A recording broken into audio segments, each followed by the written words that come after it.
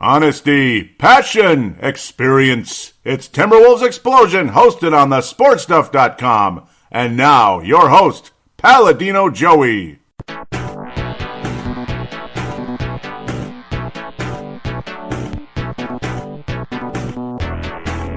Hello again, Timberwolves fans. Are you ready for the explosion of Timberwolves basketball? I am your host, Paladino Joey, or Joey Awajan. Timberwolves Explosion is available on iTunes, Google Podcasts, Stitcher, and Double Twist. Thank you once again for joining me again today on a Friday morning to talk some Timberwolves basketball. This past week, the Minnesota Timberwolves defense has gotten better and better and better. We're actually hitting some three-pointers, and the Minnesota Timberwolves are back to 500, and the past week they went 4. That's right, 4-0.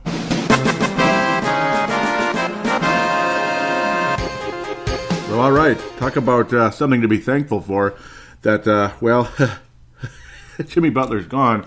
Robert Covington is in. And funny, the defense was like historically bad starting out the season. It was pretty bad most of the year last year with a couple of exceptions. And since the trade, the infectious Robert Covington has made a huge difference to this team. The Minnesota Timberwolves are 7-2. And the whole vibe of the team is happier. Yes, I'm not going to talk about the vibe as much, but then again, I guess that's just a general concept with the Timberwolves right now. It's a better vibe. It just is. And there's no other way to look at it. You have the comeback player of the year, maybe, and Derrick Rose. Just unbelievable. 19 points a game. Karl-Anthony Towns is playing better. Then you have a guy that couldn't score a point the other night and has struggled for quite a while, and he's still kind of he's becoming more and more the odd man out, at least at the moment, and that's Andrew Wiggins. So, well, there's always something. And just like, when one person praises the Warriors and goes ape crap about them, and I'm like, boo, I can't stand that team, and then they're like, there's always a troll. Yeah, why do I have to be a troll? I don't have to like him. And I have to be honest, Andrew Wiggins hasn't been playing well. Offensively. Defensively, you know what? I saw something, he's been better defensively, and just watching him in that Spurs game where the Timberwolves smothered that team, Andrew Wiggins was awesome defensively in that game. Let's give him credit, even though his scoring was lame and terrible, and he's been awful pretty much the last 2 weeks or so. Well, he's been awful most of the year offensively with a couple of good games. He started off the season shooting from three-point range pretty well, and then down it went, just like every other bleeping year. But generally speaking, though, his defense has been much better, and he's been playing at shooting guard where he's bigger and all that. He's not getting manhandled physically. Covington's a thin guy, but his defense is legendary, basically. He's, first-team All-NBA last year, so that's kind of what that is. It's been good. The Timberwolves' three-point percentage is in the single digits in terms of ranking. You're like, what the hell does that mean? Single digits? You mean they're shooting 8%? No, that wasn't worded very well. They are 9th in the NBA in three-point percentage, so that's pretty good. Field goal percentage 24th, points scored 14th, rebounds it's still not that good in the bottom third of the league at 19th. Yuck. But hey, give and take, and this club again 7-2 since the trade. Just those yucky losses to Memphis and Denver. Denver, the Wolves barely lost that game. They just kind of screwed around in the Memphis game. I don't know. They just own us, I guess, and Marc Gasol owns Karl-Anthony Towns still to this day. I'm sure Wayne Hunt enjoys that very much as a Memphis Grizzlies fan out of Sydney, Australia. Sydney's finest there. He's the richest man in Sydney. See, that's the whole reason why they call Stu Benson. This is, of course, those of you out there that know about the Courtside podcast, highly recommended. There's a reason why they call Stu Benson the second wealthiest man in Sydney. Because the wealthiest is Wayne Hunt, right? It's Wayne Hunt. At least I think so. That might be the whole message that they're sending, but we'll leave that alone. Again, the Wolves have won 4 in a row. Great basketball.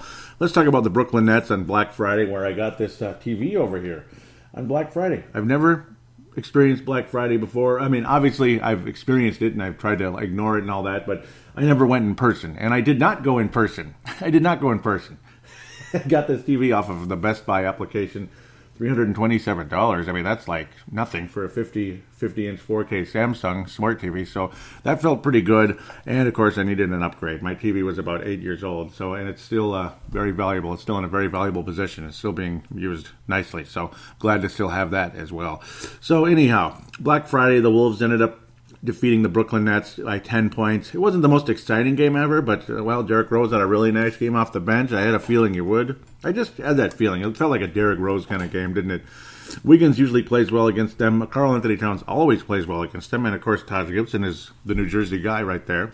Grew up in New Jersey, or actually grew up in Brooklyn. Pardon me. I still got New Jersey in my mind when it comes to the Nets. Kind of wish they'd go back. I don't know about this Brooklyn thing. It hasn't worked out. It really hasn't. Karl Anthony Towns did have a very good game. He's the one from New Jersey. Taj is the Brooklynite there. Good game for him. 16 points, 11 rebounds, strong overall performance, 3 steals in the game, 5 steals for Robert Covington. His offense wasn't that great, but he did other things. In fact, he didn't really shoot the ball all that much either. Overall, great game. Again, no Josh Okogie, which draws some ire from Wayne Hunt and others. We'll get to that in the Facebook page in segment number 3. But Rose, major factor off the bench. Gorgui Dieng had a fun game off the bench, I think, 9 points. He shot a little too much, but again, defensively, he showed up, and they kept the Nets to 102, which is a reasonable number, considering. Not a bad basketball game at all. I enjoyed it. It was fun. The Wolves led pretty much the whole way, and Brooklyn just kind of made the score a little bit prettier at the end. Now, again, the Nets did lead very early, but the Wolves took control in the middle quarters of the game there, and that was great. We're just going to move on quickly here because of that game. Yeah, I mean, that game was a good one, without a doubt. But again, there's more fun coming up, I'd have to say. Chicago, the Wolves keep the Bulls under 96. They keep the Cleveland Cavaliers under 95. They keep the Spurs to 89, and that one was quite a spectacle, I'd have to say. 111-96. The Wolves winning a back-to-back here with Brooklyn and Chicago. I had a weird feeling the Wolves might lose one of these games, but not to the Bulls. And this game was just kind of like, meh. It's amazing how long Chicago kind of hung in there. That was what was annoying. The Wolves didn't play all that great in the game. In fact, a number of players played downright terrible. Andrew Wiggins, and that's my guy, Robert Covington over there. Looking at a certain statistic that hurt a little bit. But there's other statistics you look at that stand out. The difference here between Covington and Wiggins. Covington was 1 of 18 from the floor. 1 of 18, yeah. What? I mean, that's freaking awful. That's great. 1 of 18. Well, Wiggins was 0-12. 0 for 12, pardon me. That's good for 1 for 30. That's good stuff. Good stuff, guys. So, what do guys do usually when they don't shoot well? I can't even believe Covington shot the ball 18 times if it wasn't falling and over 10 from downtown. And again, that's why this game sucked so hard, because of how awful a couple guys were. Teague and Towns, now they did a good job. Rose was very, very, very strong against his former club. Dario Saric, that was a freaking fun game watching Dario Saric. Other guys picked up the slack a little bit. Emphasis on slack in terms of Andrew Wiggins in this game. Emphasis on slack. See, he got an assist, but that was offset with a turnover. So whatever. Amazingly, he was just even. He wasn't a plus anything, where everybody else was a plus in the game. Oh, Gorgui Dieng was a -2. How do you go -2 against the Bulls right now? Karl was spectacular, 35 and 23 in the game. Even added 6 assists, but he fouled out. Covington fouled out. Taj didn't do all that much against his former club, but Derrick Rose, very sharp, very solid. He just makes half of his threes every single night. Derrick Rose makes half of his three-pointers every night, and before this, he was under 30% in his career. Again, I'm going to say this maybe every show, as long as this continues, and I hope it never ends. I hope it never ends. Derrick Rose's career isn't going to end for a long time if he keeps that up, because, even when you get older, which he isn't, because you can tell how spry he is still, which is great. But when you get older, as long as you can still hit that three-point shot, that catch-and-shoot three, you're going to last in the league until you're in your upper 30s. Upper 30s, not mid, but upper. And that's a long ways away. Derrick Rose just turned 30, so yeah, this is a guy a lot of people thought just a year ago when he was ready to kind of hang it up. He's like, you know what, I'm not enjoying this anymore. When he left the Cleveland Cavaliers and he just kind of went home and all that.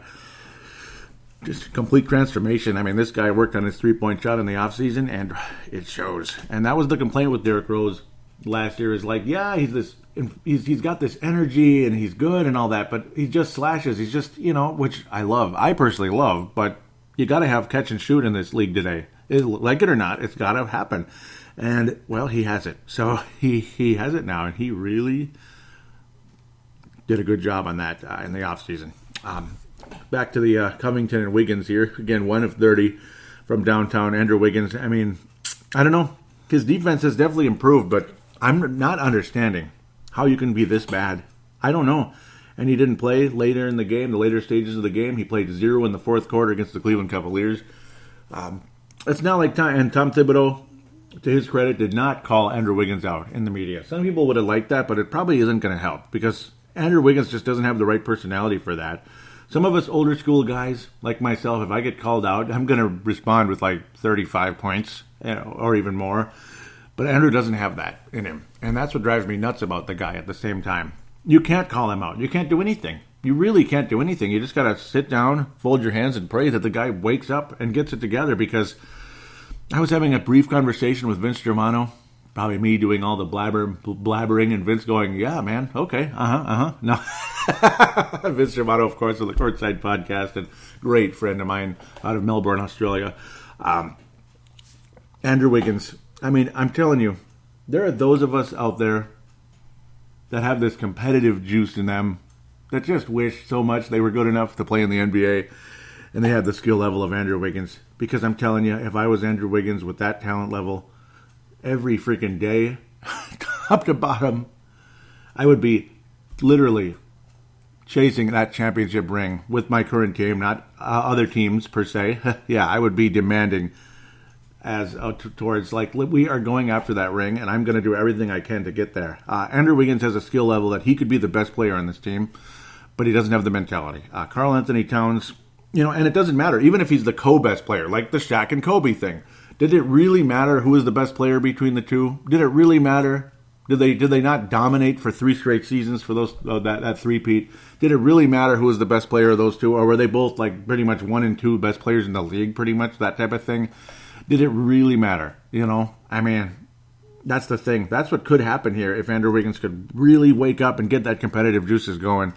But as Vince Germano said, and I probably shouldn't speak for him. It's up to him if he wants to say it. But it's like a whole thing of, he just doesn't have it in him, and it doesn't look like he does.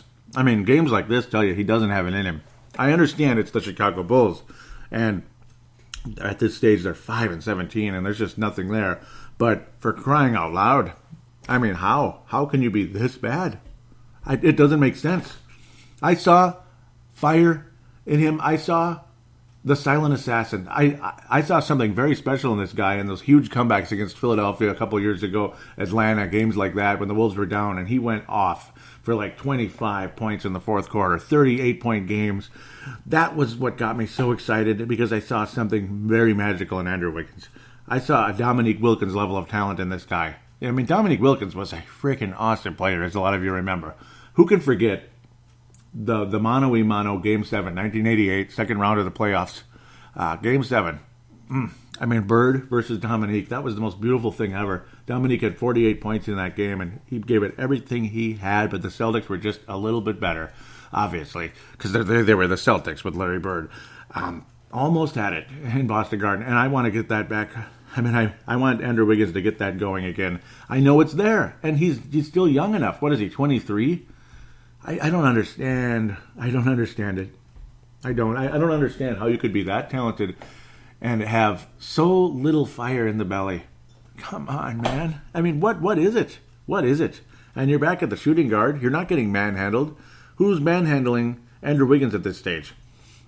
Was he frustrated watching Zach LaVine play in his role and have such a spectacular opportunity to score like crazy? Yeah, Zach LaVine had 28, but he did, he shot okay. He didn't make anything from downtown. He got to the free throw line, this and that. But again, I do think the guy's erratic. You'll hear a bit from Wayne Hunt about that as well. Not a fan of my point of view there. I shouldn't say he's overrated. I shouldn't. But I think certain fans overrate him. Certain fans overrate him. I don't think NBA experts overrate him. I think Zach LaVine is a legitimate all-star level of talent.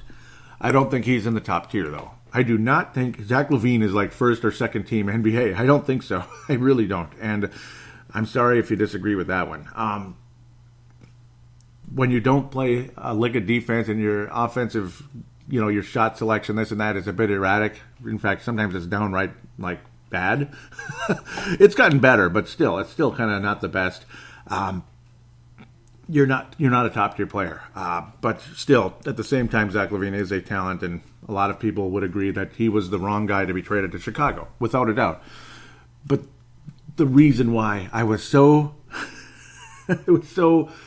paranoid, so worried about the whole thought of so wary of the whole thought of trading Andrew Wiggins instead of Zach LaVine a couple of years ago was just that. Those games where he would come out with that fire, come out with that silent assassin, that spin move. Where's the spin move, Andrew? Where did it go? It was the same spin move that Dominique Wilkins had. Not as good, because Dominique Wilkins pretty much had the best spin move of all time. You just kind of come up to someone, and there's that quick spin, and then the dunk. It was so freaking awesome. But Andrew Wiggins did have a bit of that. And I don't know. I mean, I understand teams probably adjust. They get better. They adjust to you defensively. But, well, that's on you, man. Come on. Keep it coming. Don't be lazy. Don't be lazy. Make your adjustments. A lot of great players have done that, and I know Andrew Wiggins is capable of doing that. But so far, to this date, it's not happening. But to his credit, as we head into the San Antonio Spurs game, again, a 111-96 victory over Chicago on the 24th of November, the 24th. Well, we aren't getting to San Antonio yet, but the Cleveland game where he didn't play 1 minute. But eventually, when we get to the Spurs game, you saw some good defense. And really, you have seen better defense out of Wiggins during this entire stretch. But I really saw it in that Spurs game. 102-95, a game that I think should have been a lot, I think there should have been more separation between these two teams. See, Covington shot 1 of 18, right? Awful game, right? Just awful. Only 4 points. But remember, he also had multiple steals and all that. So, to his credit, he did well. And I just got sidetracked. I'm going to backtrack to the Chicago game just to mention the other things that Covington did versus Wiggins. See, I got sidetracked because I went into my whole sermon about Andrew Wiggins. So I apologize. I got caught up in my sermon there. Covington, 3 steals, 3 blocks in the game. Again, he fouled out, but despite being 1 of 18, he was still a plus 11, and he did other things, the 6 rebounds and all that. He played very strong defense, and that really helped, particularly against Zach LaVine down the stretch. Andrew Wiggins, again, that's all I mentioned. Yeah, I mentioned his numbers. That was it. All he did was get is a turnover and a assist that was offset by the turnover. Oh, and he got 1 rebound, 1 in 28 minutes. So that's it. Yeah, so there's the difference again. Points to shots ratio. Well, he was a minus 12 in that one. I don't know how you could be that bad, but Covington was worse, 14 because he shot 18 shots. Oh God. Derrick Rose, 13 and 13 shots attempts and 22 points. Karl Anthony Towns, 35. I wish it was 45. Even Teague, extremely good in the game, 7 of 10, 18 points. That's great, and he made more than half of his threes. I like Jeff Teague. You don't have to love him, but I like him. I do. Cleveland game, 26th of December. Again, Derrick Rose against another former team. Robert Covington, though. I mean, again, here we go. Should we look at this? Well, Andrew Wiggins did get 11 points, and again, his defense was good in the game, and he managed to get a couple steals and blocks. Again, it's his positioning defensively. It's one thing to get the steals and blocks, and that's good. Like, steals are like an overrated statistic in terms of that doesn't mean you're a good defender, but it does mean you're forcing turnovers, which, that's good. Thank you. I appreciate the ball hawking. The shot blocking is what it is. That's great. How did Teague get 3 blocks in the game? That's pretty awesome. I like that. Yeah, I like seeing that. Karl with another double-double, by the way. But Andrew Wiggins' defense has been better. But he responds with a scoreless game when he didn't make a single free throw with 11 points and no minutes in the fourth quarter. Zilch. Covington. His response to a 1-18 performance, 8 of 12. 8 of 12, 24 points. I mean, again, and he also got the 2 steals and 2 blocks that Andrew got. I mean, again, that's a guy that got competitive, got frustrated with how poorly he played in the previous game, and he responded in kind. And you know what? Robert Covington, yes, big hand for him. Great game against Karl against Chicago. Derrick Rose was okay, not the best game for him. Only 12 points and 13 shots, so not a good game for Derrick Rose necessarily, but good enough. I mean, good enough. He actually did not make a 3 in the game. Saric against Chicago was downright awesome. He had a double-double, 11 rebounds, 19 points. I loved Dario Saric in that Chicago game, and that was so fun to sit back and chill and watch. And as we got a nice long weekend last week, and that was just fun. Sit back and watch that Bulls game. And Zach LaVine has put on some muscle, and that's good. Andrew Wiggins needs to put on some more muscle. He's put on some since he started, but he needs more. And I think he needs significantly more in the modern NBA. I mean, look at Klay Thompson. He's a pretty big guy, and it's not like he's bouncing people around all over the place, but hey, he's able to respond to any type of physicality. The game of the week, the game I thought the Wolves were going to lose. Oh, my. There's one thing to be wrong. It's another thing to be downright to be downright stupid in the prediction. Downright embarrassed. Do you blame me though? Do you blame me for picking the Spurs to beat the Wolves, because they always beat the Wolves? 128-89. It was only 39 points. I mean, that's nothing. Oh my God! Yep, it's only 39. Whatever. Again, Wiggins' defense, since I kept jumping into that early, was awesome. Wiggins played awesome defense in the game. He was good against DeMar DeRozan, good against this guy, good against that guy. I mean, his defense was overall excellent. He denied guys the shot. In fact, unfortunately, he was denied much of the game as well. And again, 3 of 15. I don't understand it. Awful statistics. But his defense was great. His defense is great. And Covington led the team with 21 points. I mean, another awesome week for Covington. Carl, much quieter in this game, managed to get 16 on 11 shots, but he didn't make half of his threes. Covington made almost half of his threes. And Derrick Rose pulled out the torch in this one. I mean, 4 of 5 from downtown. Ooh, that is really something. 12 points off threes there. Well shot game by the Wolves. Everybody shot well in this game except for a guy named Andrew Wiggins. I mean, 3 of 15. How can you be that bad? Let's sit down and do some math here. Okay, let's just sit down and do a little bit of simple adding here. So Andrew Wiggins was 0 of 12 in the Bulls game. That's 0 makes. He made 4 shots against Cleveland and 3 against the vaunted San Antonio Spurs, right? That's 7 makes. Okay, so let's look up the misses. Or let's look up the overall attempts. 12 plus 11, which isn't that many, plus 15. Andrew Wiggins, 7 of 38 in the last 3 games. 7 of 38. That is great. That's awesome. That's great. I'm just a loss of words with that one. And as you do the math, that's 26.6% from Andrew Wiggins in the last couple games here, the last 3 games. That's great. Awful. But, well, at least Robert Covington made up for it, and that's kind of what he is now. Robert Covington has picked up the slack from Derrick Rose, picked up the slack from Andrew Wiggins not playing well, and he's definitely picked up the slack from Jimmy Butler doing what he did. And the Wolves have picked up the slack. They've filled the gap. That should be the title of this episode, and it will. The Wolves have filled the gap, filling the gap. They are now 11-11, back to 500, and, well, kind of getting back into playoff contention, if you can believe it, because it's not like we're competing with the Warriors for the top seed in the West or anything. And I would hope it's not going to take 50 wins to make the playoffs this year. I'm very happy with what Toronto did with Golden State yesterday. Kevin Durant, 50-point game, double-double, all that. 50-point game against the Toronto Raptors with the Raptors win. I like that. Wolves are now 9th in the West, and just about basically a half game behind the Dallas Mavericks. So there you go. Los Angeles Lakers, Vince, Stu, Kalen Woods, all you guys happy enjoying that 7th seed. And I do think the Lakers make the playoffs. I can't see LeBron James miss the playoffs. I can't imagine that happening. That would be weird. I mean, he's not going to miss the playoffs. I don't care. He's just not. Watch Cleveland get the first pick in the draft again, because they just will. Because Cleveland always gets the first pick in the draft when they don't have LeBron James. When they originally didn't have LeBron James, they got the first pick in the draft and got LeBron James. Then they lost LeBron James and got the first pick in the draft and got Kyrie Irving.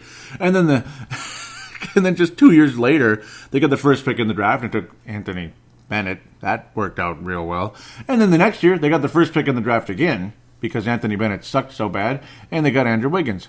And then LeBron James came back. So when LeBron James leaves, Cleveland Cavaliers are going to get the first pick in the draft again, and they'll be blowing the trumpet in Zion. They'll be blowing the trumpet in Zion. Yep. That's what they're going to be doing. Is those of you that went to Sunday school and know that song a little bit, yeah, they'll be blowing the trumpet in Zion, all right. Boy. And they already have Sexton, who's a pretty nice player. Their record sucks right now, but, well, they committed $2 quadrillion to Kevin Love, which, I don't know, that was kind of like a Chris Bosh type of move, like with Miami Heat. They lose LeBron, so let's commit $2 quadrillion to Chris Bosh, and that really worked out. But then again, I suppose there's a little more of a medical issue there, unfortunately for the poor guy. Kevin Love, I don't think he's got anything like that, but I also don't think he's worth quite the money he got. But there's a lot of players in the league we could say that about, quite a few. Steph Curry, no, I'm kidding. I'm kidding. Hopefully this is their last year together with Kevin Durant, but we'll see what happens. Kevin Durant's going to the Denver Nuggets. Yeah, see, the Warriors are going to get beat by the Nuggets, I think, and then Kevin Durant's going to go to Denver. There you go. That's the next stage. Or they're going to be beat by the Lakers in some crazy upset, and then Kevin Durant to the Lakers, and Vince Germano is going to be like, "Told you so, told you so." He'd look awfully good in Laker gold. Okay, I'm losing my mind. I apologize. Let's pass out the awards. I'm sorry. I'm enjoying this though. Can you tell? Team's playing so much better. You just put your feet up. Even, I heard Tom Thibodeau on Dan Barrero. He was on Dan Barrero yesterday. I podcasted it and listened to it this morning right before the show, and completely different guy. I mean, he's back to being that kind of cheery, not so, he was even able to joke and chuckle a little bit with Barrero. Completely different guy. And you know what? I don't blame him. And Tom Thibodeau, you're doing a good job. You're doing a good job. So I'm off the hot seat bandwagon for now. Okay? I'm off the hot seat bandwagon. It was a really nice trade. I hated the way you handled the Butler situation. I would have just had him not show up and still trade his sorry ass to Philadelphia, where he made a shot against Brooklyn. Good for him. He missed one last year for us. Against the same freaking team, by the way. So, good for him, I guess. No, the whole vibe feels significantly better. So, good for Mr. Thibodeau there at the end of the day. Let's pass out the awards. The Lone Wolf Award, it's Robert Covington again. Even with that 1 of 18 game, he's going to share it with Towns, though, because of that 1 of 18 game. He was terrible in that sense, but he did other things. It's Covington again, because Carl had some inconsistencies, but Carl will share it with Covington. Johnny Flynn Memorial, it's going to James Nunley, because he's so bad he can't get in the game. Or it's Josh Okogie. He's just terrible, because the Wolves gave up 31 points in the fourth quarter, and that disappointed Thibodeau, despite his amazing dunk that was basically called, I don't even remember. May the force be with you. Yeah, basically. It's Okogie. They give up 31 points in the fourth quarter against San Antonio. No, it's Andrew Wiggins, because, yeah, he has just been awful offensively. His defense has been good, and I will give him credit for that. I will. I'm recognizing it right here on Timberwolves Explosion. Andrew Wiggins' defense significantly better, but his offense is just unacceptable. God dang it. So with that, we will finally end the first segment. As much as I enjoyed it, 4-0 record. I mean, can I bask in the glory of a 4-0 week? Can I bask in the glory of it just for a little while? Maybe that's why this segment's a teeny bit longer. Also, it's 4 games. We got 3 coming up against Thibs' former club, the Boston Celtics, who are easily the disappointment in the Eastern Conference. Great defense, Andrew, but let's see a little more of that assassin on the offensive side.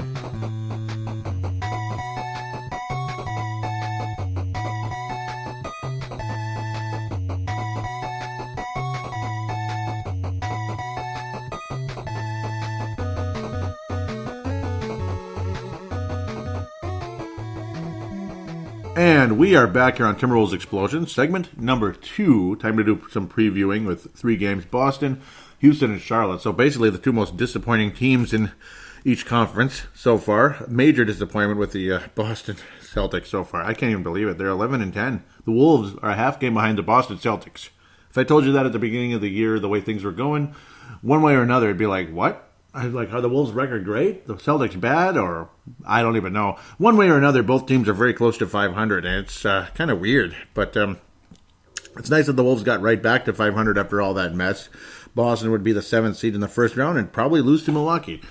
Yeah, the other green team that I think just might win the East this year if they keep playing the way they have. Kyrie Irving is what he is. He misses games. He didn't miss too many this year, though. Only 1 so far. He's been scoring points, but I'm not sure what the hell's wrong with the Boston Celtics so far this year. But whatever it is, it's just not working. Jason Tatum, 16.4 a game.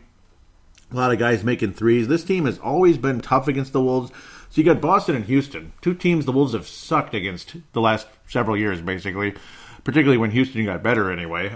Houston was slacking off for a couple of years, but once they started getting a little better with the artist formerly known as Coach Pringles as coach, they've gotten much better since then, and they've been unbeatable. Charlotte, the Wolves have sucked against Charlotte over the years, especially in the Kemba Walker era, because Kemba Walker's still there.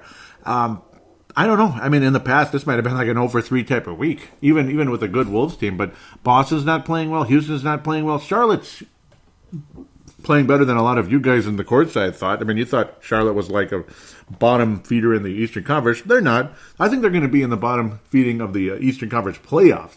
I think they'll lose in the first round, but I do think they'll make it. I do. I'm sticking with that. Chicago's not going to catch him. New York's not going to catch him. Brooklyn's not going to catch him. Washington, I don't know what's going on there. Orlando does this every year where they start out okay, they start out respectable, and then before you know it, they're 13th, 14th in the conference. They're 8th right now. They're not going to stay there. They never do. But I do think Charlotte's going to hang around. I do. I think Detroit, Indiana, Philadelphia obviously is legit. Philadelphia, screw that. It makes me, now I have to hate the Sixers a little bit. But only a little. Got to try to ignore that little blotch on the map there, that little blemish. Love the Bucks. Absolutely love the Milwaukee Bucks. I mean, they haven't had success like this since the days of Lou Alcindor. Who the heck is Lou Alcindor? Well, I hope you guys know who that is. That would be Kareem Abdul-Jabbar. Toronto's 19-4 with their new coach, Mr. Nurse. Well, he's nursed the Toronto Raptors to health, that's for sure. That was hilarious, wasn't it? Well, he certainly has. If it's funny or not. The Miami Heat, there's nothing funny going on there. They're disappointing too. 7-13, not good. Chemistry's not good. Blah, blah, blah. Boston, I don't know. They have one of the best coaches in the league, one of the best rosters in the league, and they're not playing well. I think the Wolves have every right to beat this team. I think the Wolves have every right to go 3-0 in this homestand. If you're going to lose one of these games, Houston, I mean, maybe Boston, because Boston's kind of waking up and getting back into the swing of things. Houston is an annoying team to play against. They just are. Celtics, well, I mean, obviously they can hit the three-point shot. They have good players. I don't know. They've not been playing well. They did beat the New Orleans Pelicans, who are another disappointment in my eyes. I thought they were going to be awesome this year. Utah stinks this year. Like, what's going on? So far, in the last 3 games, the Celtics lost to Charlotte. They lost to the New York Knicks. Yikes. They beat Atlanta pretty nicely. They lost to Dallas, who is actually surprisingly better this year as well. And the Pelicans, they beat them 124-107. They'll play Cleveland before playing the Timberwolves. They'll play Cleveland tonight, and then Minnesota tomorrow, which I think the Wolves win the game. Yeah, because Boston will be on a back-to-back. They'll be hosting Cleveland and coming all the way to Minnesota. Minnesota wins that game. Timberwolves will end up winning it with a final score of something. I think the Wolves are going to score some points in this game. 116-100, 116 to... No, it's not going to be 116-100. 116-110, something like that. It'll be a pretty good game. Boston will have their moments, but Minnesota is going to take advantage of a tired Celtics team that isn't playing very well. They'll beat Cleveland. The Celtics will beat Cleveland. It'll be 2 games above 500, but they'll be back to only 1. And Minnesota is going to eclipse the 500 mark for the first time this year, which is great. So that's going to be nice. 116-112, 110, pardon me. Minnesota wins the game. I want to believe Andrew Wiggins is going to have a nice game. I've liked Karl Anthony Towns against the Celtics. I think Derrick Rose, again, has another good game against these Eastern Conference teams. He's played very well in these Eastern Conference games for the most part, except for Cleveland. He wasn't that great.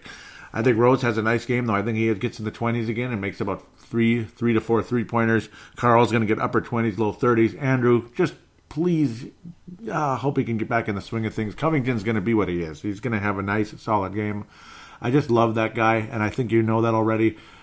He's going to get in the teens, something like that. Maybe he'll get over 20 again. But I do think the Wolves have a nice, solid team type of game. It's not going to be one guy with like 40 points. It's going to be multiple guys with upper teens, low 20s type of thing, and maybe Karl gets into the mid to upper 20s. We'll see. Maybe not. I expect a good game from Karl Anthony Towns, though. And the Minnesota Timberwolves beat the Boston Celtics 116-110. Move forward very quickly to the Houston Rockets, who are 9-11, and I think there was an inside job with the Houston Rockets. The inside job with this one, though, is the inside player. That's Clint Capella. He's my favorite player on the Rockets. I think that's another guy I love. I think you can kind of tell what type of players I like a little bit. I like guys that can play strong defense and help their team, but also I like guys that can slash to the basket as well. And, well, whatever it is, I love that Covington can hit the three-point shot. I think it's extremely valuable. Houston has lost 4 games in a row. 4. They beat Detroit at home, and they've lost every game since. They went to Detroit, a home-and-home type of situation. 2 days later, lost. 116-111, they lost to the Cleveland Cavaliers. What the hell? 117-108, that was the Cavaliers' 4th win of the year. Happy Black Friday, Houston fans. No, that was Black Saturday, I guess. Or Cyber Saturday, or whatever you want to call it. Or Cyber Monday. They lose to the Washington Wizards. They give up 100 and 35 points to the Washington Wizards, who are just garbage. They're not a good team. Good players, but they're not a good team. Dallas Mavericks, they lose by 20 to the Mavericks. The Rockets, I wouldn't be surprised if they lost at San Antonio tonight. They'll be playing the Chicago Bulls in a back-to-back. They'll win that game, at least, well, maybe. At Minnesota, can I really pick the Wolves to beat the Rockets? I can, can't I? I can, because Houston sucks. But will they magically come back? Will they magically have like a better game, though? This team sucks. I mean, they suck. And, you know, I had a feeling. I knew they had the talent, but I was like, you know what? They blew their chance last year. And they know they did, and that's why they suck this year. The chemistry's not the same. It's like the 98 Vikings versus the 99 Vikings, Minnesota Vikings. The 98 Minnesota Vikings were spectacular. They were awesome. 1999 just wasn't the same year, and they started off crappy, and the players just weren't on the same page the whole effing year. They made a nice little run at the end when Jeff George came in at quarterback, and they still lost in the second round to a far superior St. Louis Rams team that ended up winning the Super Bowl. Yeah, sounds like the Los Angeles Rams are just might have home field advantage throughout the NFC now after the Saints were beat by the Cowboys last night. That's kind of crazy. Back to basketball very quickly here. James Harden's one of the best scorers in the league, but his defense sucks, and there's no question about that. Chris Paul's one of the best players in the league, but he's always hurt. He's missed a good number of games. You look at the games played on this roster, everybody's missed time. Eric Gordon's missed about 5 games. Clint Capella has pretty much been a stalwart. I mean, that's my favorite player on the Rockets, and there's no question. Multiple blocks a game, double-double every night.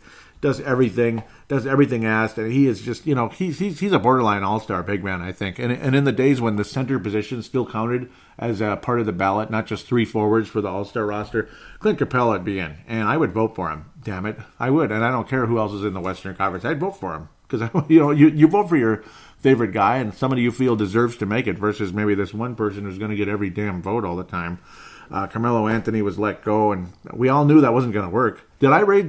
Raise your hand. Did you hear me say in the offseason that wasn't going to work? Did you hear me say it? Was I right, or am I just a moron just running his big fat mouth on the air? A guy who's stuck in 1988, which I am in some ways, but not in every way, because I love 1988. Damn it. I'm sure Vince Germano would have too if he watched the Lakers back then, but I don't think he did, unfortunately, even though he was definitely old enough. Both of us were, because they won the whole thing that year. Of course you'd like that year. What the hell am I even talking about? It's not a good mix. They stink, and that's just the bottom line. And they're going to have to hope to get it together again, but there's just weird personalities on this team. I mean, Chris Paul, as good as he is, I mean, God, that was their year last year. They had it, you know, and I wanted them to win that series, and they just blew it. And they missed about 1,000 3-pointers, and I hated that so much. I hated it. I hated watching that shimmy shamby son of a biscuit Warriors do what they do every bleeping year. I hated watching that happen. I hated watching the shimmy show basically do what they did and escape the Warriors and the Rockets and dance all over them, even though the Rockets had every right to win that series until they started choking it away. But, well, that's what happens. You don't get it done. You come back the next year, and it's never the same. It's just never the same. Now that I've ran that way too long, you can tell I'm a little disappointed in how the Rockets are showing up this year. Minnesota has every right to win this game. The matchup is tough. I've never liked this matchup for whatever reason, and Clint Capella gives Karl Anthony Towns and others fits. He really does. It's Covington's going to have that big game, and pray to God that Wiggins shows up. Karl has had some really, really nice games against the Rockets. And a former guy wearing number 23 had some pretty good games against them last year, too, before he tore his meniscus. But I don't know what to say about this one. It's so tough. I mean, every indicator says the Wolves will win this game because the Rockets are going straight down and the Wolves are going straight up at the moment.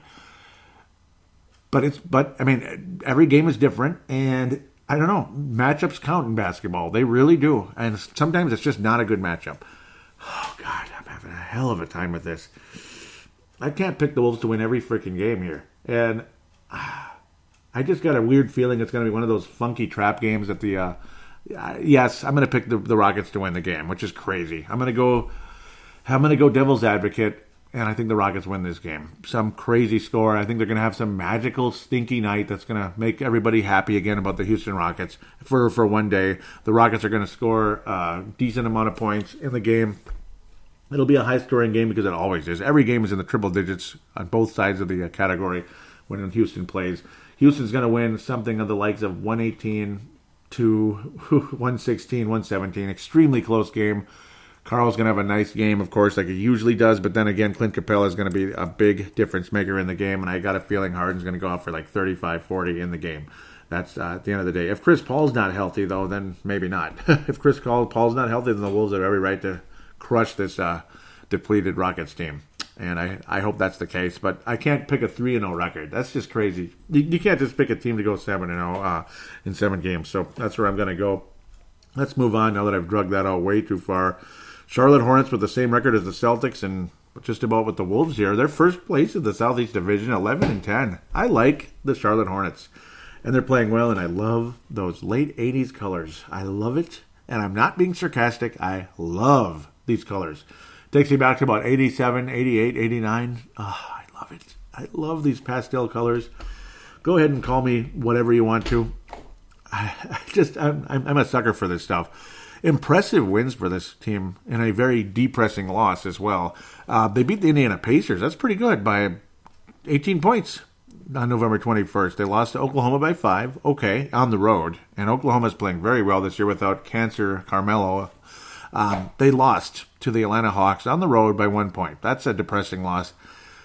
The Charlotte Hornets beat the Milwaukee Bucks. The Charlotte Hornets beat the Milwaukee Bucks by only 3 points, but they beat the Milwaukee Bucks. And that's really good. That's really good. It was a home game, and they beat the Hawks by 14. Big shock.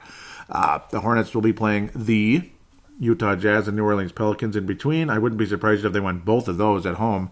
Then they head to Minnesota 3 days later after the Pelicans game. Kemba Walker is a Timberwolves killer.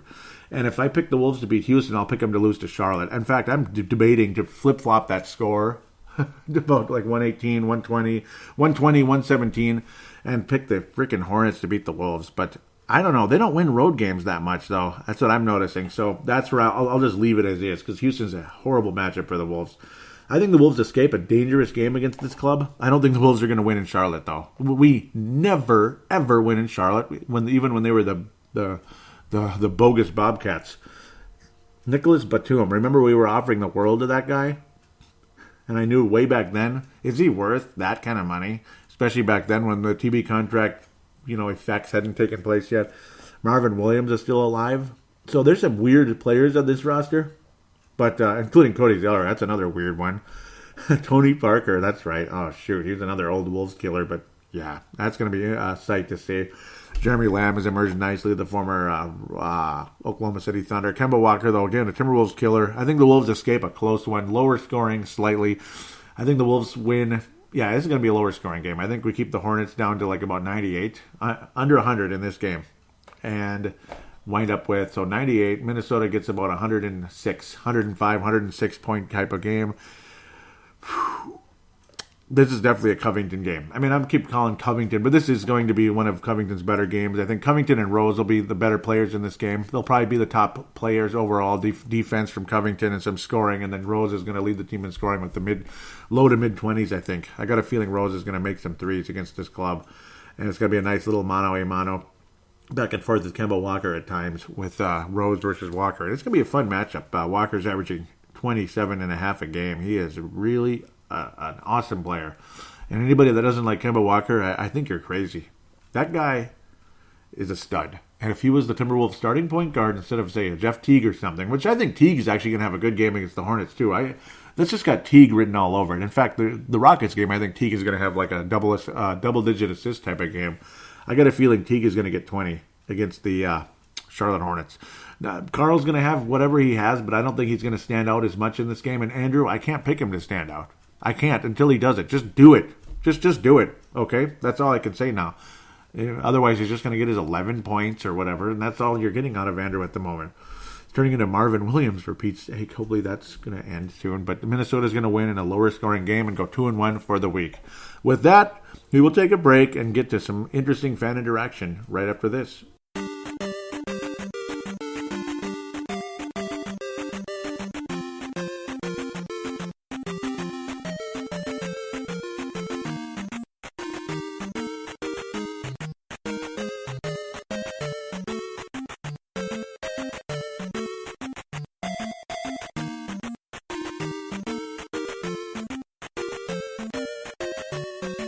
And we are back here on Timberwolves Explosion, segment number 3, fan interaction. It's time to hear from you guys, locally and in Australia. Thank you again for your part of the show. It is just so valuable for being a part of it and everything. At Wolves Explosion is the Twitter account. Want to thank Tene Brown, Levi Brown, and Vince Germano, Tene and Levi out of New Zealand, and Vince Germano for retweeting the show. Vince Germano, again, out of Melbourne, Australia. Thank you guys so much. Greatly appreciate it. Let's see if there's a couple tweets here and there. It might be just mostly likes and retweets. Oh, I should have retweeted this one if I didn't. Shoot. The latest Courtside podcast. Highly recommended. Really cool. The only thing I didn't like was the little Justin Timberlake mention, but that was just for a half second. And that's just because I'm an ass and I hate all these, like, freaking fake celebrities. I can't stand them. And all that, and I know all of you just love them to death, and I'll never understand that. Timberwolves. Who is that? What's going on? Oh, I retweeted something, and then Timberwolves 365 retweeted it also from Charlie Johnson. Timberwolves approved from 27. Yeah, let's look at this. It's intriguing. Yep, Charlie Johnson. Okay, yeah, this is a worthwhile tweet that I retweeted, and that's basically for me to pass it on to you guys. He says, since trading. This is at CJohnsNBA. Since trading their disgruntled star, and I put parentheses around that, the Wolves have improved from 27th to 1st by opponent fast break points. Wow. 16th to 1st by opponent points off turnovers. 25th to 2nd by opponent's points in the paint. This is as of November 26th, by the way. 29th to 13th by opponent's second chance points. Wow. So then, yeah, I mean, remember all those second chance points opponents would get? Like Houston, like Golden State, like San Antonio, like everybody, like the freaking Nets. 25th to 7th by defensive rebound percentage. 26th, that's an interesting stat, but it's true. 26th to 2nd by opponent field goal percentage. Dang! That is an awesome statistic, and thank you, Charlie Johnson, for that. It's unbelievable, man. It's unbelievable. Unbelievable. I hope I'm following Timberwolves 365. Yes, I am, and they are following me. Awesome. And take that damn Butler jersey off your background there, you son of a gun. If you happen to be listening. Wow. Robert Covington was plus 29 a few days back. That's just nuts. And that's it. Wow. That is just unbelievable. Let's hear from Charlie Johnson, arbitrary nugget. Oh, here we go. Last night was the first time the Wolves have had 33 or more assists and 9 or fewer turnovers. No, this is on the 29th, so this had to be the last game with the Spurs. Last night was the first time the Wolves have had 33 or more assists and 9 or fewer turnovers in a game since November 11th, 2013. It's only the second time that feat has been accomplished by this franchise since 2004, and of course that was the MV3 year. MV3, and we all know who the MV3 were. And if you don't, well, you're just too damn young then, and that's a bummer. So, whatever I'm trying to say there, I apologize if I'm going a little out of line. Let's give a quick shout out to Flips Army, the Flips Army Facebook page. Thank you very much. In-game threads, Timberwolves news, and discussion about the NBA, and luckily, again, they are boycotting a bit more about talking about former players because it's getting old. Just stick to our current guys. Not that I'm that sensitive, but it gets old because it's always just, look how great he's doing, and why do we trade him away? And yeah, I know, but it's over. What are you going to do about it? Stop it. Stop wallowing in self-pity. It's actually those people that are the ones that are freaking being too sensitive. Just move on. It is what it is. I mean, just freaking move on. That's all you can do there. It sounds like you guys liked the last show, Better Vibe, because I was in a good mood a lot of that show, and I was in a good mood in this show too. And got a couple of posts, and good thing I went here. Yes, absolutely. The most recent show was put out on the 23rd 3rd, I believe. Yep, so we'll continue from there. Let's, again, a big shout out to Flips Army, encouraging you guys to follow that page if you could, like it, whatever, and comment on there. Again, I know a lot of you have. Danae, Levi, and others have joined that page, and it's a fun page to go to. But again, don't forget to post the Timberwolves explosion and respond to my post. That's up to me to post more too. And again, Wayne Hunt, thank you very much for your involvement in this show the past few weeks, including this one. Awesome. So, the most recent post, facebook.com/Timberwolves explosion. Better Vibe, episode 238, again, November 23rd.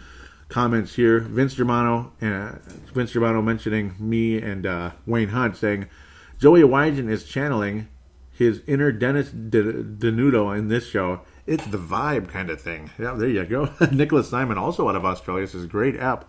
Do you like Robert Covington or not? Or not, though? Stop being so vague. And I was saying it's just a rumor. Yep, because that's my old saying. It's just a rumor. I call everything that these days because, I don't know.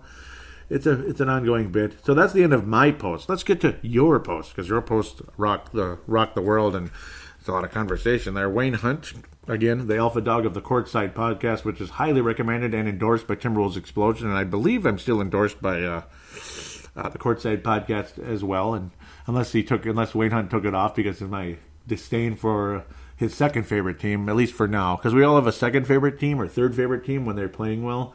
Yeah, that time. Yeah, I'm just kidding. He respects the Warriors. Me, okay, I respect that they win, but I hate the way they act. But again, Klay Thompson is a guy you can tell when you listen to the show.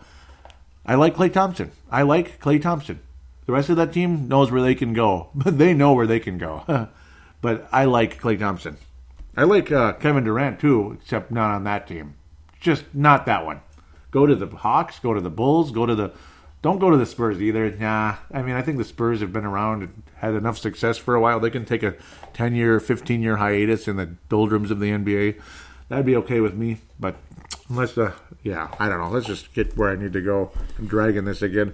Wayne Hunt says, like I said at the draft, I would have taken Jabari Parker over Andrew Wiggins. And by the way, Jabari Parker, to his credit, again, that Bulls game had 27 points. And he was very good in that game. He looks like he's aged a lot.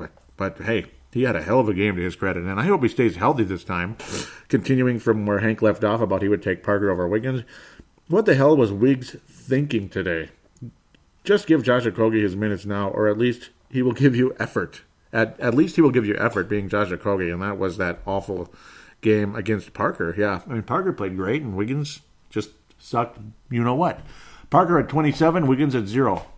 Parker had 27, Wiggins at 0.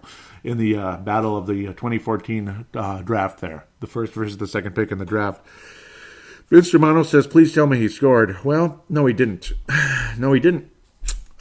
Wayne Hunt says, oh, you want his stat line for today, Vince? He had more turnovers than he did points. And he only had one turnover all game against the Bulls. The Bulls. Yeah, as in not a good team.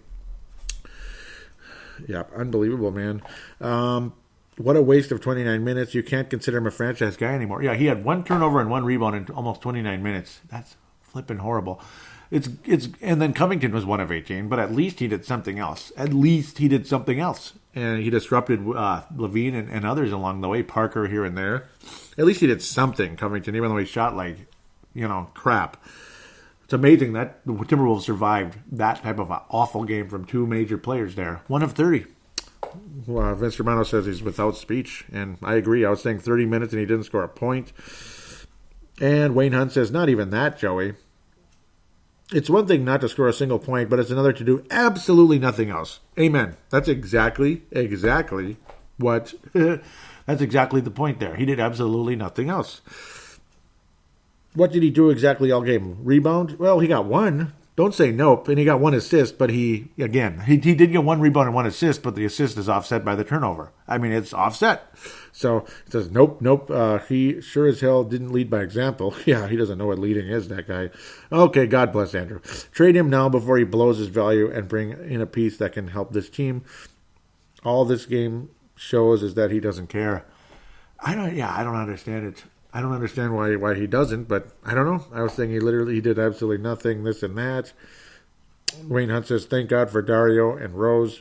It's not often you have two starters play so bad and still get the win. Exactly. It's not often you have guys. And, yep, Wayne Hunt says Johnny Flynn Memorial with a bullet for Andrew Wiggins. Yep, Dario and Rose were so good. And I was saying that Wiggins has it without a doubt.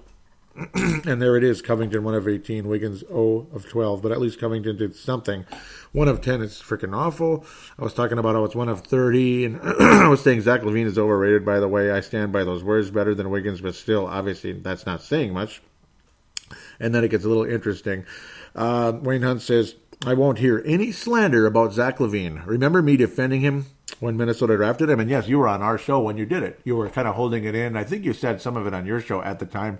Back in 2013. That was Super State of the Timberwolves, the original Super State of the Timberwolves back in 2013. In 2015, we had Super State of the Timberwolves 2 with, it was me and Vince Germano in that one, with the Super Mario 2 music in that one. That was way back in 2015, and that's how long it had been since Vince had been on Timberwolves Explosion. And, of course, Showtime and T-Wolves has been in limbo ever since, but it'll come back one of these days. Maybe even just once a month would be perfectly fine. Let's continue. Now I screwed this up for you, Hank. I'm sorry. You were defending Zach when Minnesota drafted him. Heck, I think I was even on the show that day. Yes, you were. Yes, you were. Plus, he put more effort in coming back from an ACL injury than Wiggins has all season. That's the amazing part. Yeah, that is the amazing part. He said, I was saying I have nothing against him. He certainly is a lot better than Wiggins. And yeah, Jamie Tintor, who's come around recently from Flip's Army. Thank you very much, Jamie Tindor. Hopefully I'm saying everything correctly there. Embiid was the consensus number 1 in that draft, but his injury scared the first 2 teams away. Yes, Embiid ended up going 3rd, right, behind Parker and Andrew Wiggins. Yep, good call there, Mr. Tindor there. Yep, and welcome to the group. Great to have you. I remember he hopped on board. He was like, I like this show, and he jumped on board, so thank you very much. Yep, and Tanae Brown, a year in the past at the time, November 24th, it was breaking. Derrick Rose is stepping away from basketball on the Cleveland Cavaliers to evaluate his future. The former MVP may no longer want to play the sport he once loved. This is, again, November 24th, 2017. Danae Brown says, what a comeback season for the former MVP so far. And he has absolutely been the comeback player of the year. I couldn't be more happy. I was saying, it's a complete different story. He realized he loves the game, and he really does, and what a story. Box score here, Cleveland versus the Minnesota Timberwolves. Here we go, Wayne Hunt. Love this. Love what you post, and keep this coming. He says, I suppose you can't complain too much when you get a win, but there are definitely 2 ongoing situations that need to be resolved now that the Jimmy Butler disaster has been put to bed. Number 1, Andrew Wiggins. What's going on? What do you see out there, Joey? I see him playing good defense, actually, if you can believe it. I'm seeing Andrew Wiggins play significantly better defense, but offensively, he just looks lackadaisical. Lackadaisical, that's what I'm seeing out there. Lackadaisical offense. He keeps trying to do, like, fadeaway type stuff, and it's just, I don't know, like his confidence is shattered. I think that's part of it. I think his confidence is shattered. Teams adjusted to some of his stuff, some of his moves and all that. And he's not making the proper adjustments in return, that's why guys watch film. That's why Kobe Bryant was watching film on, I can just see Kobe Bryant on some random Saturday night in the summer, just watching film on a surface or whatever the heck it would be back in the, like back when he was still playing, or any type of player right now that's got any type of Kobe Bryant mentality. Andrew Wiggins just isn't that kind of guy right now. Number 2, rotations. At this point, it's almost like Thibs is trying to get himself fired. I love him as a coach. He knows what he's doing, but he's got to evolve. Thoughts? And again, because you're not seeing any Josh Okogie. Luol Deng obviously is kind of he's more of an assistant coach at this point, and zero Tolliver ever since pretty much the last 2 weeks here. And that's been a frustration. At least Tyus Jones has been getting regular minutes. But yeah, I don't know. This is Thibodeau. He pretty much plays 9 guys, and that's it. And we all hear about the 9-man rotation, but usually there's a little more to this.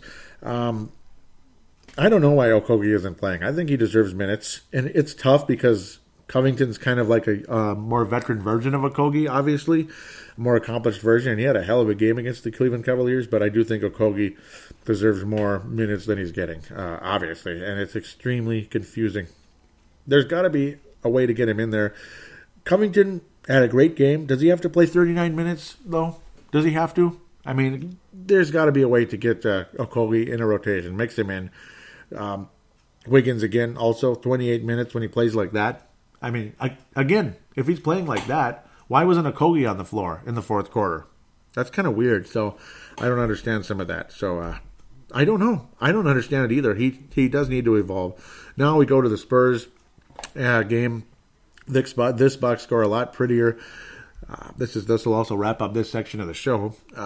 Wayne Hunt says, now that's what happens when you play your bench. Tom Thibodeau, you just put yourself in contention for this week's Lone Wolf Award. And yeah, he had a good week, did Tom Thibodeau. Got to be happy about this one, Joey. And you damn right I am. That was awesome. So we'll look at, again, the bench and all that. Well, Lou Deng got in there. Well, and the whole bench did play. And Derrick Rose was awesome off the bench. Again, Saric, very valuable. He had a double-digit game. Even Tolliver got a couple minutes, but... I mean, you played your bench partially because you're way ahead, but again, Wiggins playing as poorly as he did, getting that many shot attempts, I mean, I don't know what to say about that. I really don't. I don't know. I think the Timberwolves have another trade to make of some sorts. I think Tolliver probably, I think Tolliver should probably get traded to a team that he's going to get more minutes. The Covington trade pretty much wipes Tolliver out, unfortunately.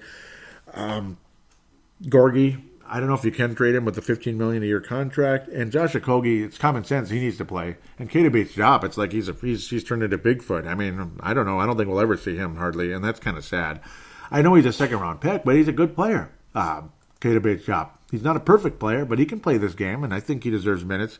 Not sure what's going to happen with all of that. It's tough to say. And again, you cleared your bench because you're up by 30 points and all that. That's pretty much the only way to get Thibodeau to do that. And it's funny how when they try to compliment Josh Okogie in the post-game press conference with Tom Thibodeau, and he was like, oh, well, it's not good that we gave up 31 points in the fourth quarter. Instead of saying anything good about Okogie, he said that. So that was kind of lame. Okogie getting double-digit points in that 10-minute stretch in the fourth quarter when he played pretty well, I got to think. But generally speaking, the Spurs were trying to put themselves back in a semi-respectable score, even though clearly that team just quit in that game. I mean, that is the worst Spurs game in a while. But happy for us, I guess, that we were able to get the win.